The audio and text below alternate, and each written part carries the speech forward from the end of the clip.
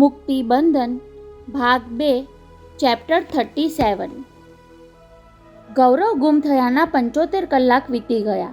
આતંકના એ 75 કલાક વિરાણી કુટુંબ માટે દોજક સમા બની રહ્યા હતા।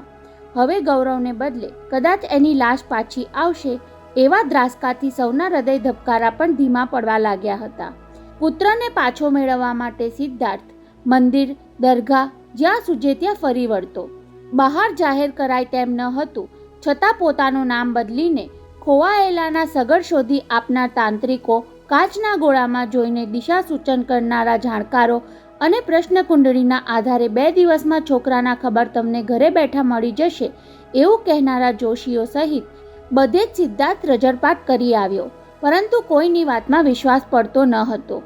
છતાં ઘરનાની ધીરજ ટકાવી રાખવા ખાતર કહેતો કે બસ હવે ગૌરવ આવ્યો જ સમજો ને। ખાસ તો રાજલક્ષ્મી હિંમત હારી ન જાય એવા અજંપામાં એ બિચારો સાચા ખોટા સાંત્વન ઉપજાવી કાઢતો। રાજલક્ષ્મીનું વર્તન સંતાપમાં વધારો કરતું હતું।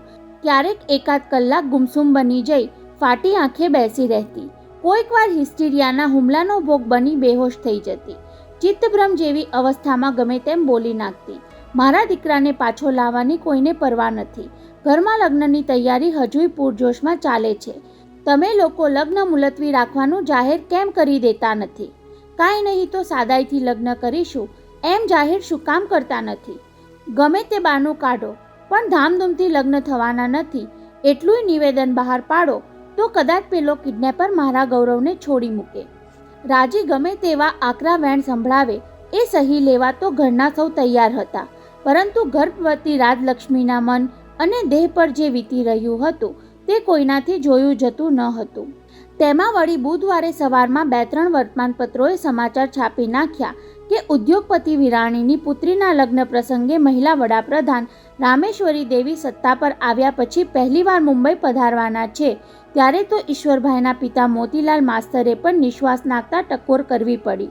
લોકોની આંખે ચડવા જેવું કરીએ પછી ક્યારેક પસ્તાવાનો વખત આવે છે, તેમાં પાછા વિરાણી પર પ્રહાર કરવાની કોઈ તક જતી નહીં કરતા ગુડ મોર્નિંગ ગ્રુપના અખબારોએ તો એવું પણ છાપ્યું કે દેશના રાજકારણીઓ હવે ફિલ્મ સ્ટારોની જેમ લગ્ન જેવા પ્રસંગે શોભામાં અભિવૃદ્ધિ કરીને આડકતરી કમાણી કરી લે છે। અભિનેતા અભિનેત્રી લગ્ન પ્રસંગે હાજર હોય તો પ્રસિદ્ધિ મળે એવી આશાએ આ પૈસાદાર લોકો તેમને 50,000 લાખ રૂપિયા જેવી રકમ ખાનગીમાં પહોંચાડી દે છે, અને હવે સત્તાધારીઓ પણ એવું કરવા લાગ્યા હોય તો નવાઈ નહીં। વડાપ્રધાન જેવી હસ્તી આવે તેના બદલામાં 20-25 લાખ ચૂકવી નાખવા એ તો ઉદ્યોગપતિ માટે કાન ખજૂરાનો એક પગ ખરી પડ્યા જેવો મામૂલી ખર્ચ ગણાય। એ વાંચીને દાંત પીસતા ઈશ્વરભાઈએ ગુડ મોર્નિંગ પેપરનો ડૂચો કરી એને કચરાની ટોપલીમાં નાખી દીધું હતું। એવું થાય છે કે ગયા ભવના મારા આ વેરીને એના ટાવરની ટોચ પરથી નીચે ધકેલાવી દઉં તો જ મારા મનને શાંતિ થશે। ઈશ્વર, ગૌરવની ઘટનામાંથી બોધપાઠ લેવાને બદલે શું કામ તારા મનના ખુન્નસના થોર રોપ્યા કરે છે? બેસી ગયેલા અવાજે રતનબા કહ્યા વિના રહી શક્યા ન હતા। દીકરા, લક્ષ્મી ચંચળ છે તેમ કીર્તિ કાંટાળી હોય છે, ક્યારેક એ ભોંકાય ત્યારે સહન કરવું પડે। અરે બા, કાંટા ભોંકાય એ ખમી લેવાય, પણ આ ગુડ મોર્નિંગ વાળો હરામખોર તો વાત વાતમાં મને ભાલા ભોંકે છે, અને તમે મારા માથા પર શિખામણના છાણા થાપો છો। એ વાતને 2 કલાક વીત્યા પછી બપોરના લંચનો સમય થયો એટલે ભાવે તે ખાઈ લેવાના ભાવથી વૈભવ નિરાલી સિવાયના 6 જણા ડિનર ટેબલ પર ગોઠવાયા હતા। ત્યાં લગભગ 1:15 વાગ્યે ફોન રણક્યો। હવે ટેલિફોનની ઘંટડી સાંભળીને આંચકો કે આનંદ જેવી કોઈ જ લાગણી થતી ન હતી। કિડનેપર તરફથી ફોન આવવાની આશા છોડી દીધી હતી, અને સારા ખબર આપવા માટે પોલીસ ખાતાનો ફોન આવશે એવી શ્રદ્ધા રહી ન હતી। રોજ સવારે ખબર પૂછવા ફોન કરનાર પોલીસ કમિશનર નરીમાન સાહેબ આજે તો એ વ્યવહાર પણ ચૂકી ગયા ત્યારે સિદ્ધાર્થથી બબડી જવાયું। કાલ રાત્રે ક્રિસમસ પાર્ટીમાં ચિક્કાર પીધું હશે, પછી સવારે ફોન કરવાના હોશ ક્યાંથી રહે?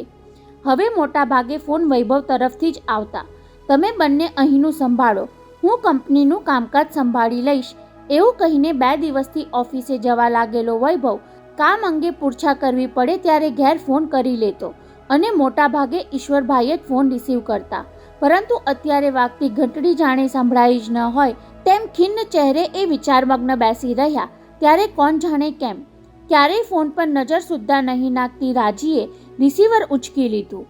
તેની એ ચેષ્ટાથી બાકીના પાંચેય થોડા હેપતાઈ ગયા.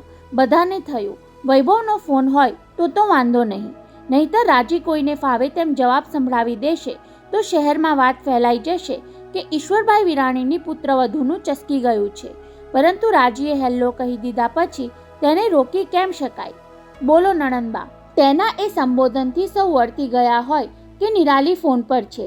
સામેથી નિરાલી શું બોલે એ તો બીજા સાંભળી શકે તેમ ન હતા, પણ એ જે કાંઈ બોલતી હોય તેને અધ વચ્ચે જ રોકી પાડીને રાજલક્ષ્મી ભભૂકી ઉઠી. તમે આજે સાંજે 5 વાગે આવો કે કાલ સવારે 5 વાગ્યે, અમારે ગૌરવની ચિંતા ક્યાં ઓછી છે કે તમારી ચિંતા કરીએ?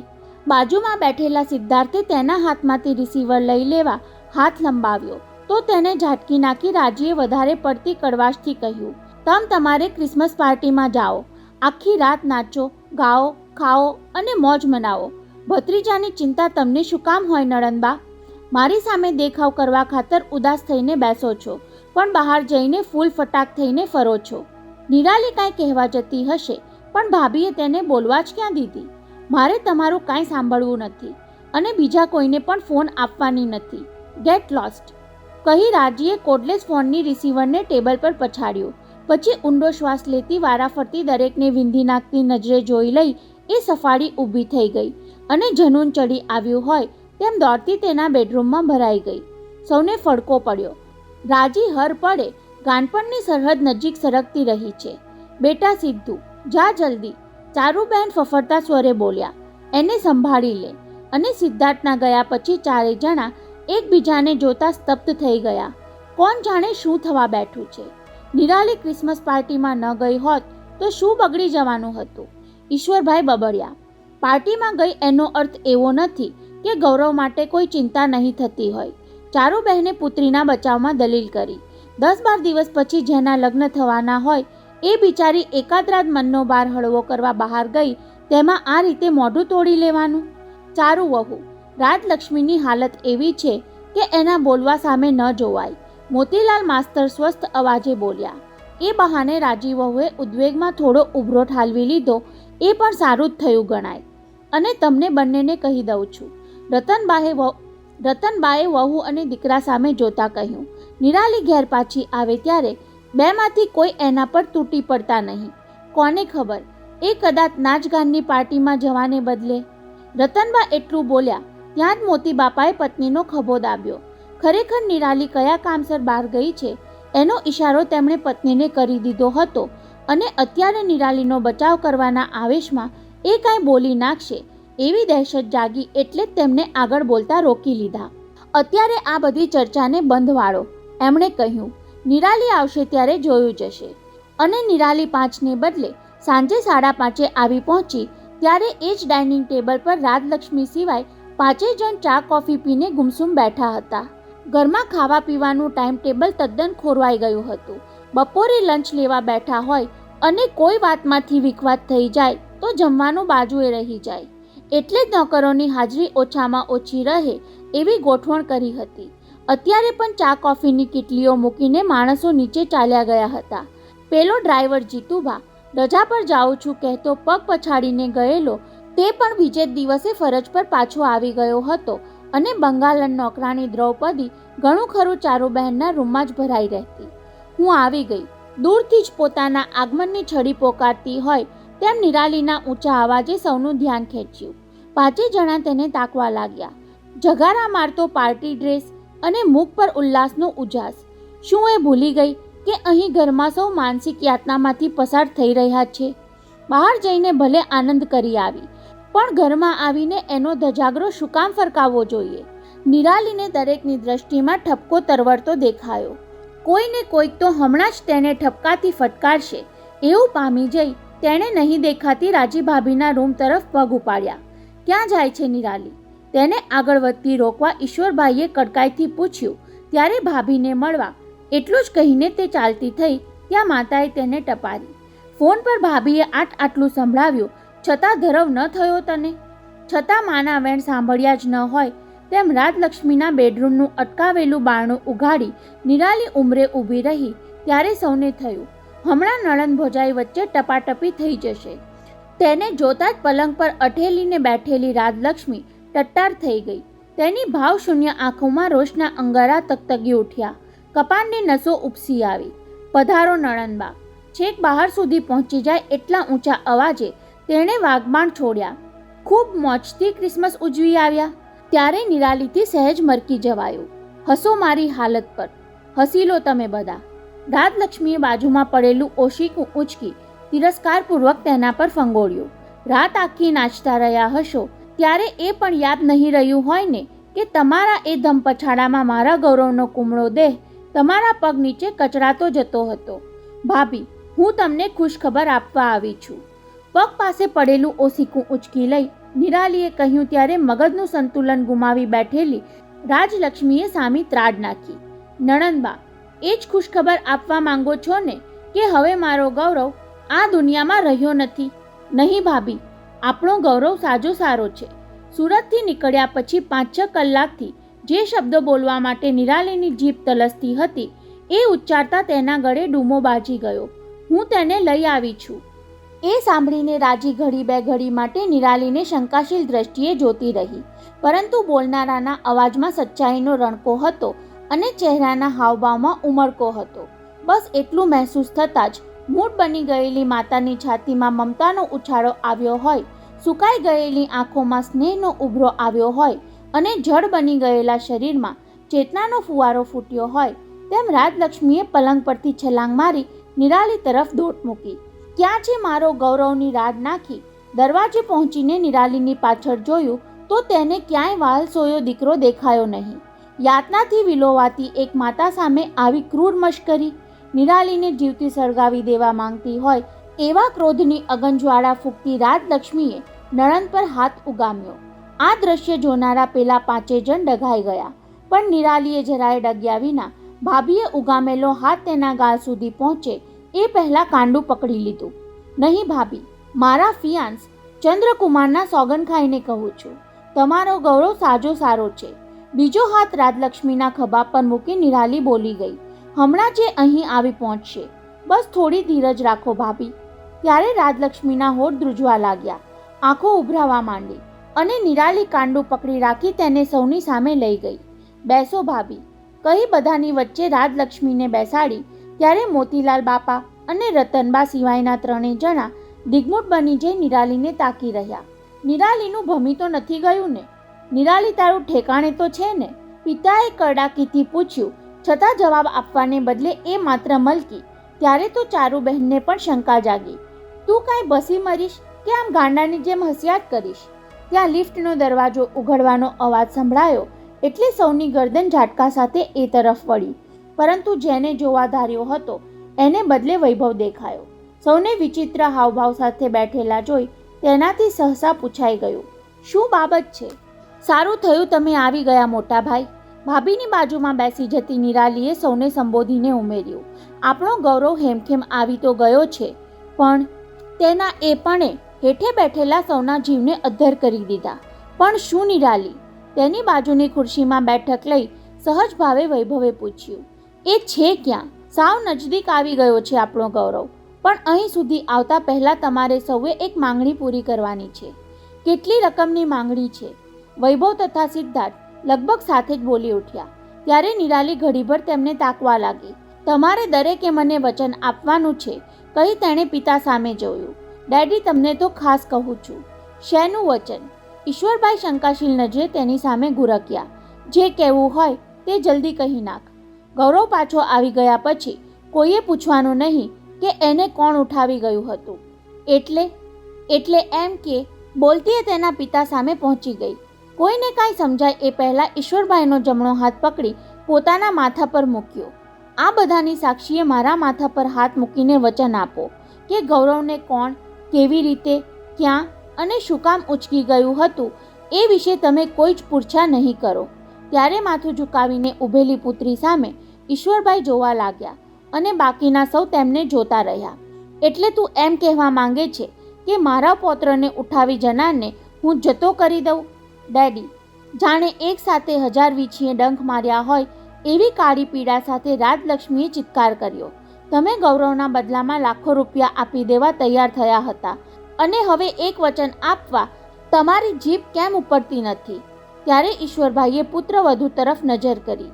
એ કહી શક્યા નહીં કે મારી જીભ પર 1 ટન જેટલા અહંકારનો ભાર છે. જેણે આપણા પર આટલો બધો માનસિક ત્રાસ ગુજાર્યો, ઉદ્યોગપતિ વિરાણીની અઢળક સંપત્તિને જેણે 80 કલાક સુધી કોડીની કિંમત જેટલી કરી નાખી, એની સામે બદલો લીધા વગર હું કેમ રહી શકું? ડેડી, તમે મૂંગા કેમ છો? હવે સિદ્ધાર્થે આજીજી ભર્યા અવાજે કહ્યું. ગૌરવ વિનાની એક પળ હવે મગજની નસ તોડી નાખે એટલી યાતનાભરી લાગે છે. ઠીક છે, સૌની સામે કતરાતી નજરે જોઈ લઈ ઈશ્વરભાઈએ નમતું જોખી લીધું. તમારી બધાની જીત છે તો હું વચન આપું છું કે... કહીને એ જરાવાર અટક્યા. પછી પરાણે બોલી ગયા. હું ગૌરવના કિડનેપિંગ વિશે કોઈને કાંઈ જ પૂછપરછ નહીં કરું. Thanks daddy. કહી ત્યાંથી ખસી જઈને નિરાલીએ ફોનનું રિસીવર ઊંચક્યું. સૌ તેને તાકી રહ્યા હોવાથી કોઈના ધ્યાનમાં ન આવે એ રીતે બટન દબાવી તેણે નંબર જોડ્યો. જાણે તેના ફોનની જ રાહ જોવાઈ રહી હોય તેમ સત્વર સામેથી ફોન ઉચકાયો કે તરત જ એણે કહી દીધું, it's done, everything is over, send him soon. દ્રઢ આત્મીય વિશ્વાસ સાથે કહીને નિરાલીએ રિસીવર મૂક્યું. ત્યારે પણ તેના પિતાને તો હજુ તેની વાત પર વિશ્વાસ પડતો ન હતો. મુંબઈની પોલીસ જે કરી ન શકી એ આ છોકરી કઈ રીતે કરી આવી? તેણે હમણાં કોને ફોન કર્યો? કોનો સાથ લીધો? ત્યારે મોતીલાલ દાદા અને રતનબા પૌત્રીના આ પરાક્રમ પર મનોમન ખૂબ હરખાતા હતા, છતાં શાબાશી આપી શકે તેમ ન હતા. નાના પુત્ર મનોહરલાલના જમાઈ રાજન ગીડવાણી માટે ગર્વ અનુભવતા હતા, પણ એનું નામ સુદ્ધા ઉચ્ચારી શકે તેમ ન હતા. જ્યારે રાજલક્ષ્મી તો એકી નિરાલીનું મલકતું મુખ જોતી જાતને કોસતી રહી હતી. બપોરે ફોન પર જેને મેં ન કહેવાના વેણ કહ્યા એ ખુશ ખબર આપવા આવી, ત્યારે તિરસ્કારના તીરથી જેને મેં વિંધી નાખી એ જ નિરાલી મારા ગૌરવને પાછો લઈ આવી હોય તો કયા મોઢે હું એની માફી માંગી શકીશ? 5, 7 અને 9 મિનિટ વીતી ગઈ. આશાના તાંતણે ટીંગાઈ રહેલા સૌ કોઈની ધીરજ પરાકાષ્ઠાએ આવી ગઈ. અરે, ખુદ નિરાલી પણ બેચેનીથી ઊંચી નીચી થવા લાગી. ત્યારે 10મી મિનિટે લિફ્ટ ઉપર આવી અને તેનો દરવાજો ઉઘડતા જ મમ્મી, ગૌરવનો જ સાદ. એ સાદ રાજલક્ષ્મીના રોમ રોમને સ્પર્શી ગયો. દિવસમાં જે સંબોધન સેંકડો વાર સાંભળતી અને છેલ્લા 80 કલાકમાં જેનો માત્ર અવાજ સાંભળવા જ તેનું સમગ્ર અસ્તિત્વ તલસી રહ્યું હતું, એ સાદનો પડઘો માતાના ચિત્તતંત્રને હચમચાવી ગયો. નિસંતાન સ્ત્રીને પ્રથમ બાળક અવતરે ત્યારે પ્રથમ રુદનમાં માતાને સાક્ષાત ભગવાન મળ્યાનો સાક્ષાત્કાર થાય તેમ રાજલક્ષ્મીએ આનંદના અતિરેક સાથે વળતો પોકાર પાડ્યો. ગૌરવ! અને તેના પડઘાથી સમગ્ર વિરામવિલામાં ચેતન ફરી વળ્યું. મમ્મી, હું આવી ગયો, કહેતા ગૌરવે માને બાજી પડવા દોટ મૂકી. ત્યારે તેની સામે ધસી જઈ રાજલક્ષ્મી આંસુભરી આંખે તેને વારી રહી હતી. ટેક કેર માય સન, પડી જઈશ દીકરા. પરંતુ આનંદનો બોજ ઉપાડી શકતી ન હોય તેમ રાજલક્ષ્મી પોતે જ સંતુલન ગુમાવીને ગાલીચા પર બેસી પડી અને ગૌરવ દોડતો આવી તેની ગોદમાં લપેટાઈ ગયો. 80 કલાકથી જેના વિયોગમાં પોતે ઝૂરતી હતી તે પુત્રને હૃદયમાં સમાવી લેવો હોય તેમ ગૌરવને છાતી સરસો ચાપી દીધો. પુત્ર સાજો સારો છે એની ખાતરી કરતી હોય તેમ તેના ગાલ, કપાળ, હાથ અને પ્રત્યેક અંગને આંસુ તથા ચુમ્મીઓથી ભીંજવી દીધું. ક્યાં ચાલ્યો ગયો હતો મારા લાલ? માતાએ કબજો લઈ લીધેલા પુત્ર પર વાલ વરસાવા અધીર બનેલા સિદ્ધાર્થથી રહેવાયું નહીં. ગૌરવ અમારા સૌનો પણ છે હો રાજી. સિદ્ધાર્થે ઊભા થઈ પત્નીની ગોદમાંથી પુત્રને ઉચકી લીધો. તેના પર વાત્સલ્ય વરસાવી ગાલે હેતા ટપલી મારીને પૂછી લીધું, how are you my son? Fine papa. નિયમ મુજબ પિતાના ગાલે પપ્પી આપીને તેણે ઉમેર્યું, ફાઇન પપ્પા. ત્યાર પછી પરદાદી, પરદાદા, દાદી તથા વૈભવ અંકલ એમ વારાફરતી દરેકની પાસે એ ફરતો રહ્યો ત્યાં સુધી ઈશ્વરભાઈ કૌતુકથી જોતા જ રહી ગયા. એમણે તો માન્યું હતું કે 3 દિવસમાં છોકરો ચીમડાઈ ગયો હશે. સૌને જોતા જ પોક મૂકીને રડવા લાગશે. તેના ચહેરા પર ભય છવાયેલો હશે. રડી રડીને લાલ થઈ ગયેલી આંખો જોવા મળશે. તેને બદલે જાણે મોસાળમાં લાડકોડ પામીને આવ્યો હોય એવો ખુશખુશાલ કેમ દેખાય છે ગૌરવ? પિતાના મનોભાવ પારખી ગયેલી નિરાલીએ એમના વિચારતંતુને તોડવા માટે કહેવું પડ્યું, ગૌરવ, હવે દાદાનો વારો. ત્યારે સૌને ખ્યાલ આવ્યો કે પૌત્ર પર વહાલ વરસાવવામાં ઈશ્વરભાઈ સાવ છેલ્લા રહ્યા હતા. અપહરણ કાર પર ચડેલી દાજ પૌત્રને વહાલ કરવામાં જાણે આડી આવતી હતી. હાય ગ્રાન્ડપા, ફઈનો ઈશારો છતાં ગૌરવ દાદાની ગોદમાં જઈ ચડ્યો. ઈશ્વરભાઈએ માથા પર હાથ પસવારી હેતનો ઉભરો ઠાલવ્યો ત્યાં દાદી બોલી ઉઠ્યા, એમ ઠાલા વહાલથી છોકરાનું પેટ નહીં ભરાય રાજલક્ષ્મી. ચારુબહેને યાદ કરાવ્યું, ફ્રીજમાંથી ફ્રૂટ, મીઠાઈ જે કાંઈ હોય તે લાવો, આપણે પણ તેની સાથે પેટ ભરીને ખાઈશું. નહીં દાદીમાં, અમે બધા પેટ ભરીને જમ્યા છીએ. બીજા બધાએ તેના જવાબથી ધરપત અનુભવી પણ ઈશ્વરભાઈને પૂછવાનો મોકો મળી ગયો. અરે વાહ, તમે બધા પેટ ભરીને જમ્યા? બોલતા ચાલાકીથી પૂછી લીધું. તમે બધા એટલે કોણ કોણ ગૌરવ? આમ તો એ સાવ સહજ પૂછા હતી, પણ પિતાની ચાલ નિરાલી કળી ગઈ. નહીં ડેડી, આંખના ડોળા કાઢી તેણે યાદ કરાવ્યું. Promise is promise. ત્યારે એ ભોંઠા પડી ગયા. ગૌરવને બંને ગાલે ચૂમી ભરી લઈ એ ઊભા થયા. હું જાઉં, અહીં બેસીશ તો પ્રોમિસ પાડવામાં ચૂકી જઈશ. ફરી આપણે લગ્નની તૈયારીમાં લાગી જઈએ, કહેતા આંખના ભીના ખૂણા પર આંગળી ફેરવી લઈ એ તેમના રૂમમાં સરકી ગયા. બીજી 15 મિનિટ ગૌરવને રમાડવામાં ક્યાં વીતી ગઈ તેની ખબર ન પડી. નિરાલી ફ્રેશ થઈ કપડાં બદલીને આવી. નોકરોની હાજરી આનંદમાં વિક્ષેપરૂપ ન બને એટલા ખાતર ચારુબહેન જાતે જ ચા કોફી અને ગૌરવ માટે ઓવલ્ટીનવાળું દૂધ બનાવીને લઈ આવ્યા. મોતી દાદા તેમના ખંડમાં જઈ સરસ્વતી દેવીને પગે લાગી આવ્યા અને સિદ્ધાર્થ ફેમિલી ડૉક્ટરને ફોન કરી પ્રેગ્નન્ટ પત્ની માટે બીજી સારવારની અપોઇન્ટમેન્ટ લઈ લીધી. ગૌરવ, તારા દાદાને બોલાવી લાવ. ચારુબહેને ચા કોફીના કપ ભરતા કહ્યું, ચાલો આપણે સૌ સાથે નાસ્તો પાણી કરી લઈએ. આ તરફ ગૌરવ ઈશ્વર દાદાને બોલાવવા ગયો અને બીજી તરફ પોલીસ કમિશનર નરીમાન લિફ્ટમાંથી બહાર નીકળી હેલો એવરીબડી કહેતા હાજર થઈ ગયા. આમ તો એમનું આવી ચડવું સાવ સ્વાભાવિક હતું, પણ નિરાલીને તેમની એન્ટ્રીમાં પિતાની ચાળીની ગંધ આવી. આવતાની સાથે જ નરીમાન સાહેબે ગૌરવને ઉંચકી લીધો. બ્રેવ બોય કહી તેના ગાલે હળવી ટાપલી મારી. ટ્રીપ પર જઈ આવ્યો બેટા? ટ્રીપ? સહજ ભાવે ગૌરવે અચરત્તો વ્યક્ત કર્યો, પણ નિરાલી સામે જોતા જ ફઈએ પઢાવેલો પાઠ યાદ આવી ગયો. ઓ યસ અંકલ. 5 વર્ષના બાબાની એ ઠાવકાઈએ કમિશનર સાહેબને સહેજ મૂંઝવણમાં મૂકી દીધા, પણ એ કડવા દીધા વિના તેમણે ગૌરવના દાદાને કહ્યું, તમારો ગ્રાન્ડસન બહુ સ્માર્ટ છે વિરાણી શેઠ. ત્યારે સિદ્ધાર્થને કહેવાનું મન થયું કે હિન્દી ફિલ્મોમાં આવે છે તેમ અહીંયા પણ તમારી સ્માર્ટ પોલીસ કામ પત્યા પછી પોરસ કરવા આવી પહોંચી. તમે સમયસર આવ્યા સાહેબ. ચારુબહેને કુશળ ગૃહિણીની જેમ મીઠાઈની ડીશ તેમના તરફ ધરીને કહ્યું, લો મીઠું મોઢું કરો, કહીને ઉમેર્યું, ફ્રેશ છે. હા. પ્લેટમાંથી પિસ્તા રોલનો એક ટુકડો મોંમાં મૂકી ચાવતા ચાવતા આંખો પહોળી કરી તેમણે વ્યંગમાં પ્રતિભાવ આપ્યો, એકદમ ફ્રેશ છે મિસિસ વિરાણી. પછી હળવેકથી ઉમેર્યું, પોતરો આવવાના ખબર એડવાન્સમાં મળતા જ મીઠાઈ મંગાવી લીધી લાગે છે. શું જવાબ આપે ચારુબહેન? રાજલક્ષ્મીને કમિશનરનું વખતનું આગમન ખટક્યું હોય તેમ તેણે ગૌરવને પોતાની પાસે લઈ લીધો. બેટા, આ અંકલ પોલીસ કમિશનર છે. નિરાલી ફઈના મેરેજમાં બહુ બધા માણસો આવવાના છે ને, એટલે બહુ બધા પોલીસ ધ્યાન રાખવા આવવાના છે. રાજલક્ષ્મીએ તો પોલીસ કમિશનરના આગમનને સ્વાભાવિક સ્વરૂપ આપવા આમ કહ્યું, પણ નરીમાન સાહેબ એમ વાત ફંટાવા શું કામ દે? હા બેટા, ઘણા બધા પોલીસ હોય તો તારા જેવા છોકરાને કોઈ ઉઠાવી તો ન જાય. બધાને એમનું આ રીતનું બોલવું ખટક્યું. જ્યારે ઈશ્વરભાઈની આંખોમાં લુચ્ચાઈ ચમકી ગઈ.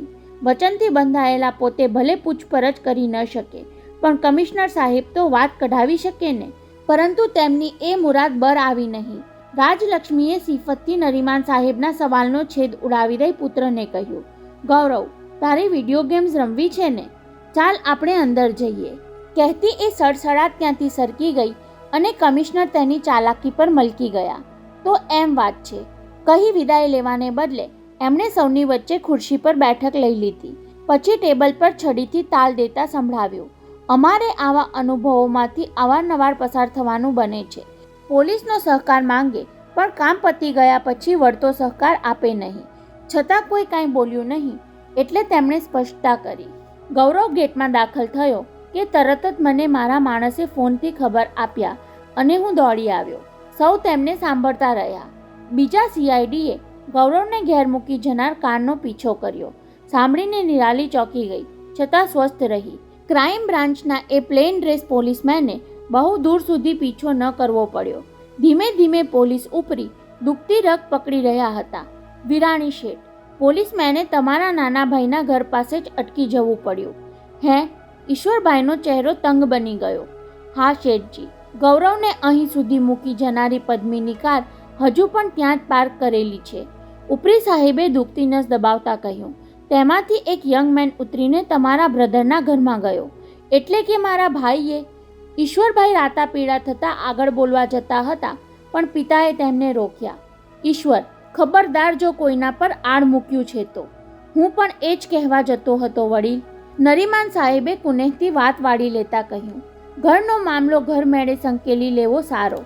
વૈભવ, સિદ્ધાર્થ અને ચારુબહેન આટલી વાતથી ગૂંચવણમાં પડી ગયા, પણ રતનબા, નિરાલી અને મોતી બાપા તો અકળાઈ ઉઠ્યા.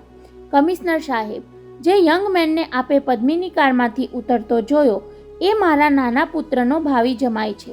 નામ એનું રાજન ગીડવાણી અને એ હોંગકોંગના એન્ટી કરપ્શન બ્યુરોનો મોભાદાર ઓફિસર છે. તેણે કરોડોના કૌભાંડ પકડીને બ્રિટિશ ગવર્નરની શાબાશી પણ મેળવી છે. કમિશનર નરીમાનની આંખો પહોળી થઈ ગઈ. એમણે ઈશ્વરભાઈ સામે જોયું. એ પણ ઝંખવાણા પડી ગયેલા દેખાયા. મામલો સમજી ગયેલા પોલીસ ઉપરીને હવે વધુ બોલવામાં કસ લાગ્યો નહીં, એટલે ઊભા થઈ ગયા. આવડા મોટા ઉદ્યોગપતિના સંકટ સમયે પોતે કામમાં ન આવી શક્યા એનો રંજ થયો.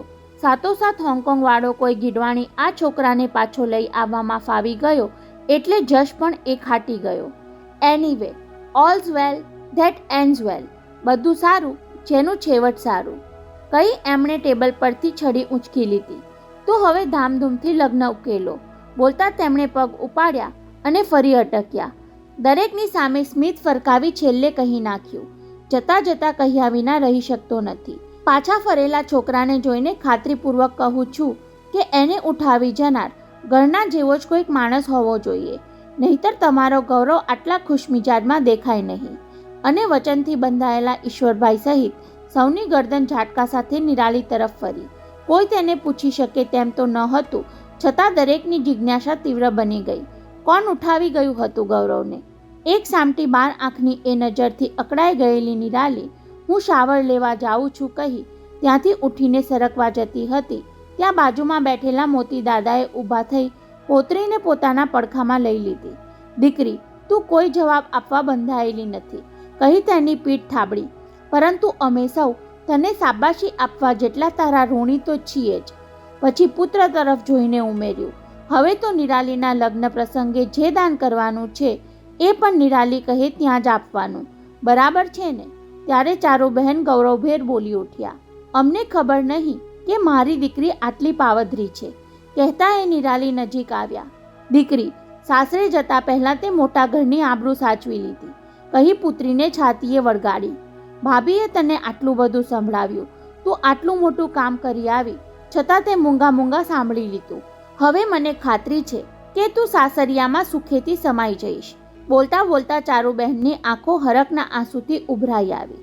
નહીં મમ્મી, મારે હવે વિડીયો ગેમ્સ નથી રમવી. પુત્રને રૂમમાં લઈ આવ્યા પછી ગૌરવનું એ વાક્ય સાંભળીને રાજલક્ષ્મી ચોંકી ગઈ હતી. કેમ? મમ્મીએ વિડીયો ગેમ્સની મનાઈ કરી એટલે તું મારાથી રિસાયો દીકરા? નહીં, 3 દિવસમાં ખૂબ વિડીયો ગેમ રમી નાખી મેં. સાંભળીને ક્યાંય સુધી તે કુતૂહલભેર દીકરાને જોતી રહી હતી. નિરાલીએ ગૌરવને સાજો સારો પાછો લાવવાના સમાચાર આપ્યા ત્યાર પહેલાંની એના મનમાં એક શંકા સળવળવા તો લાગી જ હતી.